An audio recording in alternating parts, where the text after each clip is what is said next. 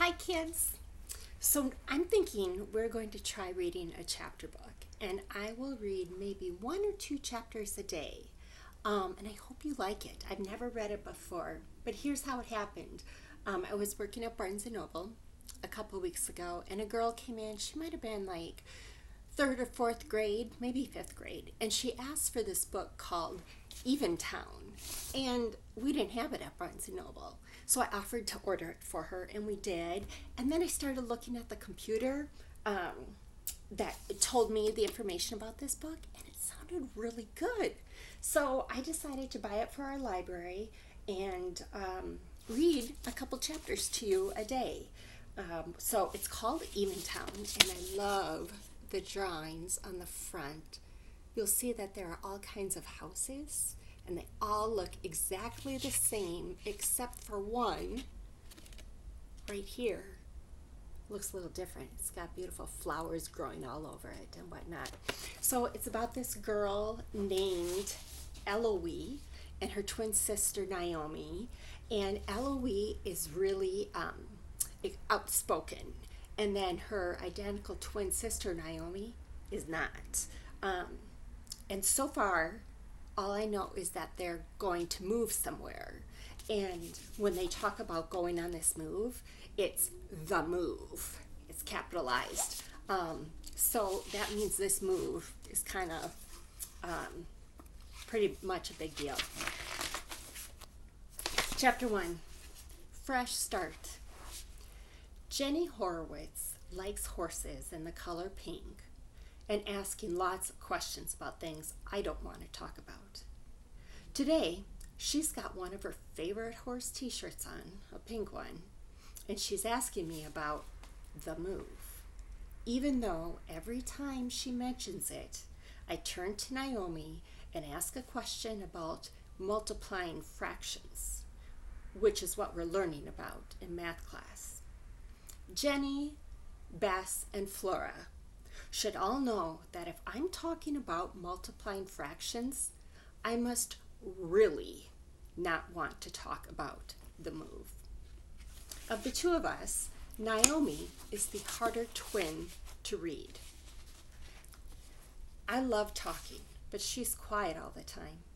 When she's happy or sad or scared or anything else, I can see the little differences. When she's happy, she blushes. And when she's sad, she stares out windows. And when she's scared, she leans in close to me like I might protect her. And I would. I would try to protect Naomi from just about anything. I'm just not so sure who's going to protect me when we're in our new town. Do you think the other kids will like you? Jenny asks. Are the kids different there? Mom says everything's different there. What's 1/5 times 2/5? I ask my identical twin sister. Naomi shrugs, even though I bet anything she knows the answer. She looks up at the ceiling and crosses her arms. She's angry, but no one else can tell. When I'm angry, everyone knows it. And I'm starting to get angry right now. Naomi sees it and gives me a look that reminds me to act normal. Naomi and I have found that if you act normal when you're out in public, you can save all your sad and sorry and worried feelings for home. At home, when it's just us, we do a lot of being sad and sorry and worried. But at school, Naomi is that amazing gymnast, and I am the girl who makes weird cookies. And we are both in the group of girls who most people pretty much like. Lately, though, I've been having a harder time pretending to be the girl who most people pretty much like, even though she's a little loud and a little weird sometimes. I know I'm supposed to be Elodie from before, and Naomi is supposed to be Naomi from before, because otherwise we would have to be something much, much worse. Still, it's hard to be from before when you are in now. I'm not doing the best job at it. Last week, I yelled at John in the middle of English class. I used a bad word. One of the only words Dad says we can't use. It was something very mean. It made Naomi sad. Things that make me angry often make Naomi sad. And that's the part of being twins no one really understands, especially me. Why are you moving in March? Jenny asks. Shouldn't you wait until summer and move then? What about dividing fractions? I ask Naomi. Is that even harder than multiplying? Naomi nods. Dividing is really hard, she says. She looks out a window, and I know this sentence has made her sad. I wish she could get angry with me instead.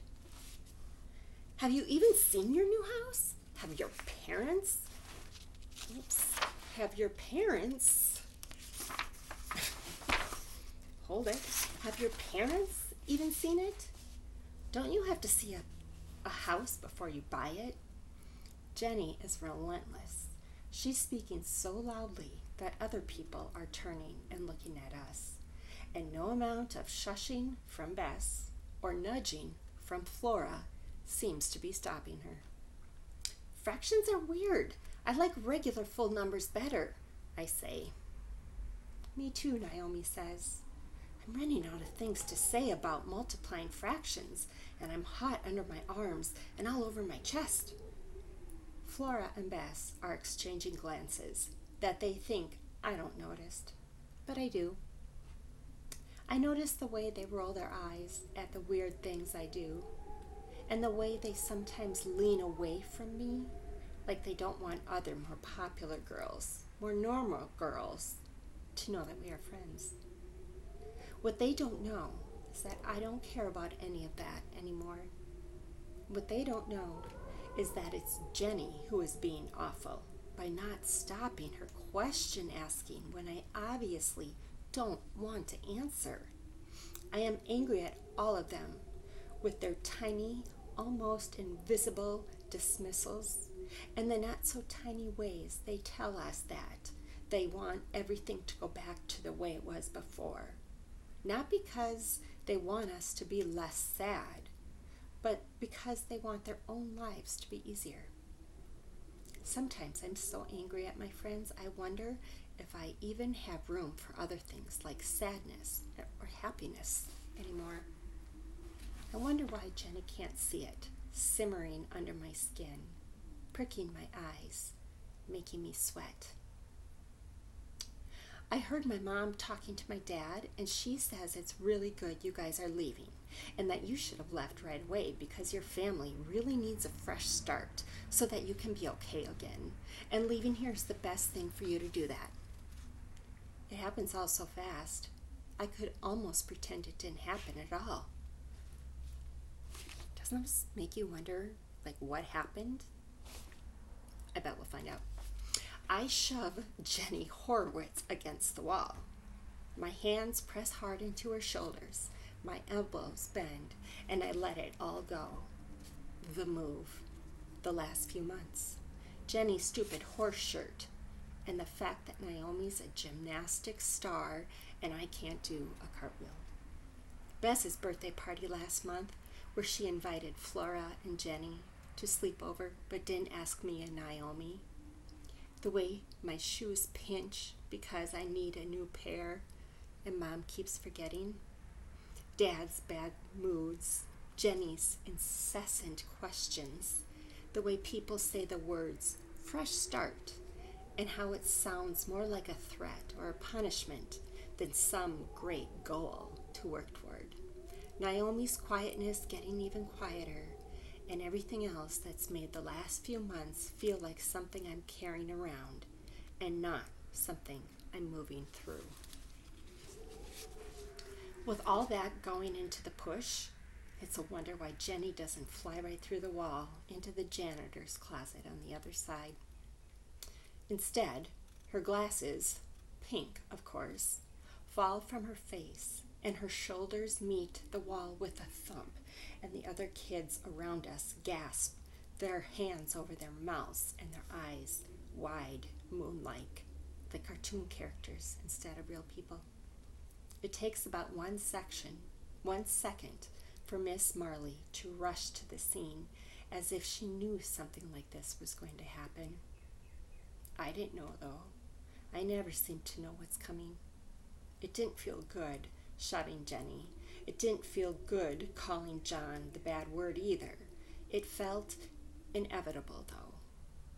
Sometimes I think feelings are bigger than people, more powerful. They make us do things that can't be undone. I used to think feelings were part of a person, but lately I've been thinking that they are separate beings, that they can come like aliens and invade people's bodies and cause destruction. Naomi didn't agree or disagree when I told her my theory, but I heard her sniffling in the top bunk later that night, and I thought, yep, there's an alien taking over Naomi's body for the night. What a jerk. After shoving Jenny, I sit in the principal's office and make fists with my hands and keep all my muscles very, very tense. Sometimes I hang my head and take deep breaths, but I don't cry and I don't yell, and I definitely don't shove anyone else. The principal isn't mad at me. She doesn't punish me since it's my last day of school anyway.